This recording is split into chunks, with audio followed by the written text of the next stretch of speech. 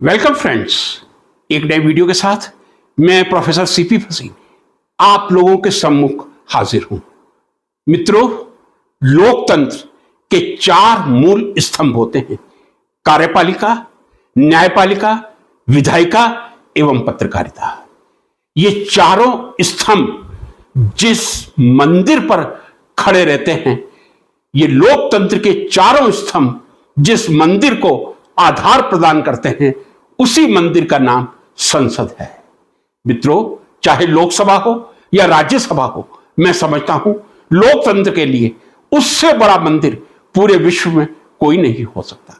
भगवान राम का अयोध्या का भव्य मंदिर भगवान राम की जन्मस्थली पर एक अनूठा उदाहरण है, लेकिन लोकतंत्र के मंदिर की जब जब बात आएगी तब तक लोकसभा और राज्यसभा की बात आएगी। और मैंने आपसे कहा, इस मंदिर को चार स्तंभ हमेशा टिका कर रखते हैं: विधायिका, कार्यपालिका, न्यायपालिका, पत्रकारिता।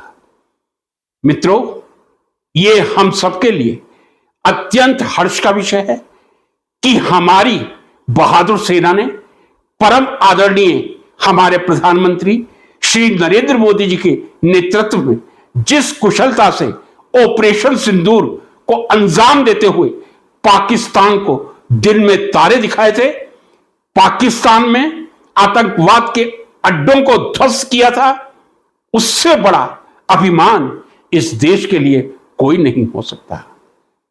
लेकिन मित्रों, मैंने शुरू में कहा, लोकतंत्र एक ऐसा मंदिर है जो सबके लिए पूजनीय है, लेकिन परम आदरणीय मोदी जी का तो मैं जब स्मरण करता हूं, जब वो प्रथम बार 2014 में लोकसभा की सीढ़ियों पर चढ़ने वाले थे, जिस तरह उन्होंने दंडवत होकर लोकसभा को नमन किया था, मैं समझता हूं इतिहास में ना भूतो ना भविष्य ऐसा उदाहरण नहीं मिल सकता।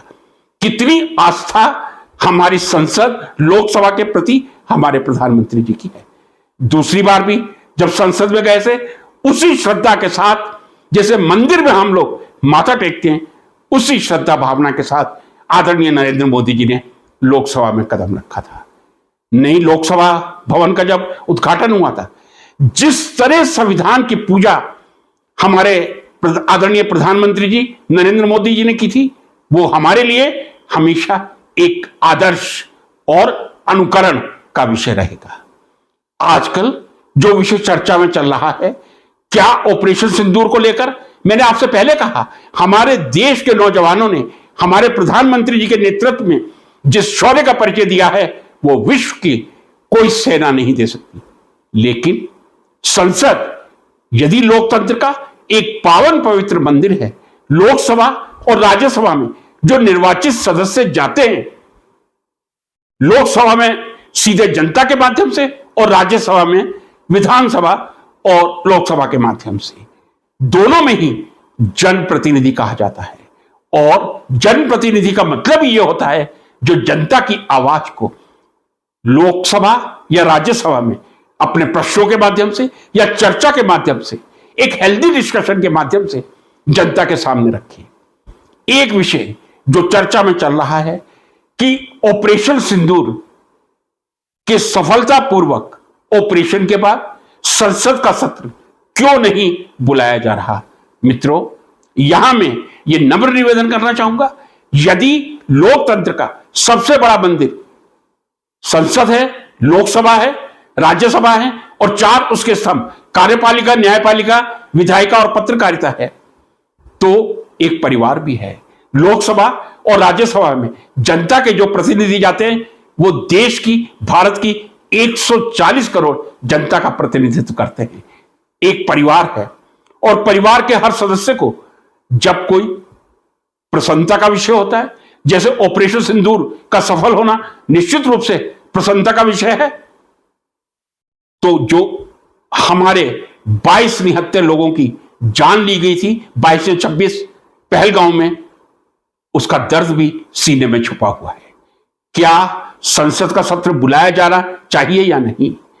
मैं किसी राजनीतिक पार्टी से मेरा कोई एफिलिएशन नहीं है, कोई कटिबद्धता नहीं है, लेकिन एक जागरूक नागरिक होने के कारण यदि हम वास्तव में संसद को पूजनीय मानते हैं। लोकसभा और राज्यसभा को हम दंडवत प्रणाम करते हैं।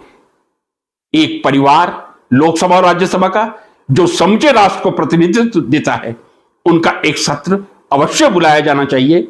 और मैं समझता हूं इस सत्र में सभी विपक्षी दलों को विनम्रतापूर्वक अपनी बात कहनी चाहिए और विनम्रतापूर्वक भारतीय जनता पार्टी शासक दल की बात सुननी चाहिए। किसी भी तरह के बाइकआउट की आशा संसद के इस विशेष सत्र में नहीं की जा सकती यदि हम लोकतांत्रिक मूल्यों में आस्था रखते हैं। लेकिन संसद का सत्र बुलाया जाना यह मैं बिल्कुल निहायत आवश्यक मानता हूं। बिना विलंब संसद का सत्र बुलाया जाना चाहिए था। देश के सभी प्रतिनिधियों को वास्तविक यथास्थिति से अवगत करा के देश की जनता को अवगत होने का अवसर देना चाहिए था। मैं समझता हूं जितनी श्रद्धा हमारे प्रधानमंत्री आदरणीय नरेंद्र मोदी जी की संसद, लोकसभा और राज्यसभा में है, वो अवश्य संसद का विशेष सत्र अति शीघ्र बुलाकर सही जानकारी, वक्तव्य विपक्ष की ओर से और सत्ता पक्ष की ओर से जो भी हैं, जनता को जानकारी मिले। इसी आशा के साथ कि संसद का सत्र अवश्य बुलाया जाए, यह निवेदन आपसे करना चाहूंगा। नमस्कार।